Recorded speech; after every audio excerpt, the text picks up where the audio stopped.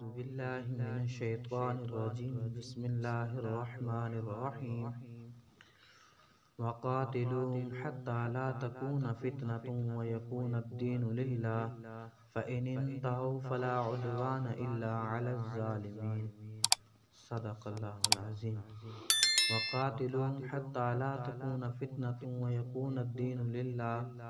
اور لڑو اللہ تعالیٰ کی راہ میں یہاں تک کہ یہ فتنہ ختم ہو جائے اور اللہ تعالیٰ کا دین غالب آ جائے فَإِنِ انْتَهُوا فَلَا عُدْوَانَ إِلَّا عَلَى الظَّالِمِينَ بس اگر وہ رک جائیں تو تم بھی رک جاؤ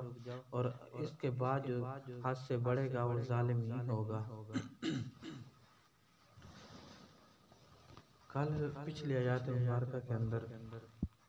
جہاد کے بارے میں ہوا تھا بیان، آج بھی ہے جہاد کے بارے میں۔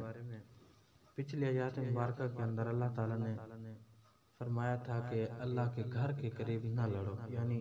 خانہ کعبہ کے اندر، حرم پاک کے اندر یا اس کے ساتھ یا قریب، یہ حرمت والی جگہ ہے، اس کے قریب نہ لڑو۔ اگر وہ تم سے لڑے تو پھر تم بھی لڑو ان کے ساتھ۔ تو نبی کریم صلی اللہ علیہ وآلہ وسلم نے فرمایا، بخاری شریف کی حدیث ہے، مسلم شریف کی بھی حدیث ہے، روایت موجود ہے، آپ صلی اللہ علیہ وآلہ وسلم نے فرمایا یہ مکہ شہر حرمت والا شہر ہے،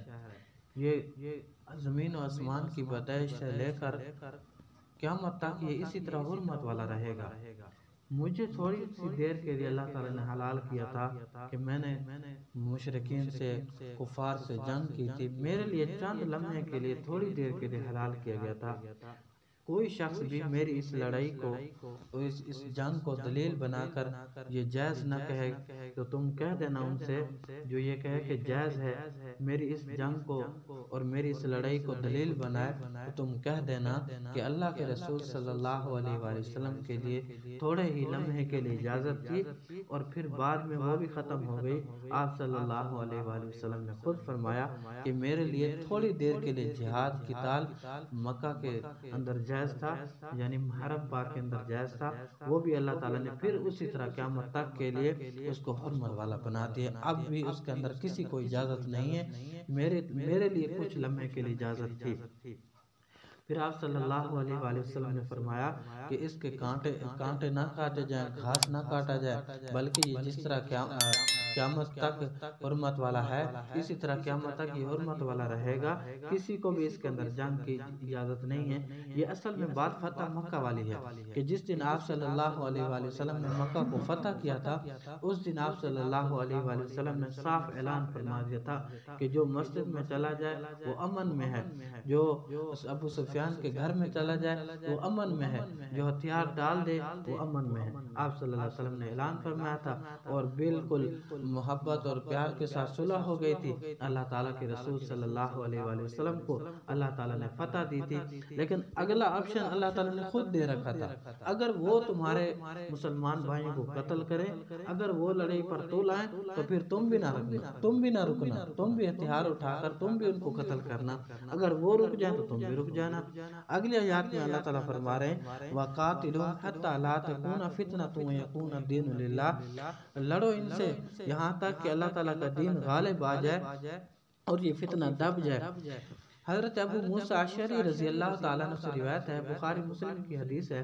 کہ کسی نے آپ صلی اللہ علیہ وآلہ وسلم سے پوچھا، یا رسول اللہ صلی اللہ علیہ وآلہ وسلم، ایک شخص اپنی جوانی کے بہادری کے جواہر دکھاتا ہے، اس حال میں لڑتا ہے،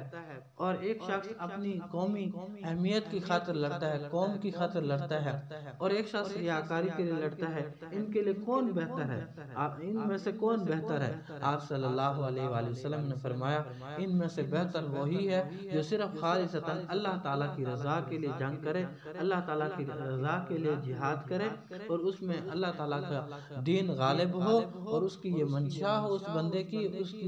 اس کا یہ مطلب ہو اور اس کا یہ مقصد ہو کہ اللہ کی بات سچ ہو جائے، اللہ کا دین باقی ادیان پر غالب آ جائے، یہ شخص اچھا ہے۔ اور یہی حقیقت میں اللہ تعالیٰ کی راہ میں لڑنے والا ہے، جو اپنی طرف سے قومی عصبیت کی وجہ سے اپنی دل کے اندر کوئی دشمنی رکھ کر اس طرح کا اپنا مقصد رکھ کر لڑے گا تو اس کا کوئی مقصد نہیں، پھر وہ ریاکاری ہے، جس کا جیسا عمل ہوگا پھر اسے اس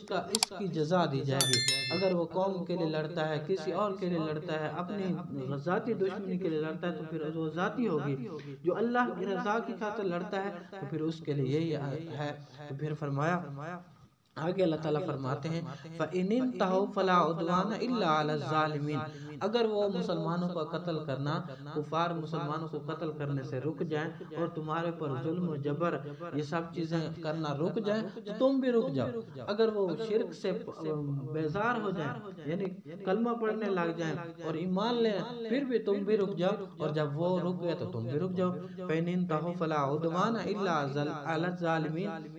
الظَّالِمِينَ، اللہ تعالیٰ فرماتے ہیں پھر اس سے جو حد سے بڑھے گا وہ ظالم ہی ہوگا، اگر وہ مسلمانوں میں سے ہے یا کفار میں سے، پھر جب اس کے بعد کوئی ہاتھ اٹھائے گا، ہتھیار اٹھائے گا، پھر وہ ظالم ہی ہوگا۔ اگلے آیاتوں کے اندر پھر اس کے بارے میں تفصیل آ رہی ہے۔ اللہ تعالیٰ سے دعا ہے اللہ رب العالمین ہمیں قرآن پاک پر صحیح سے عمل کرنے کی توفیق عطا فرمائے۔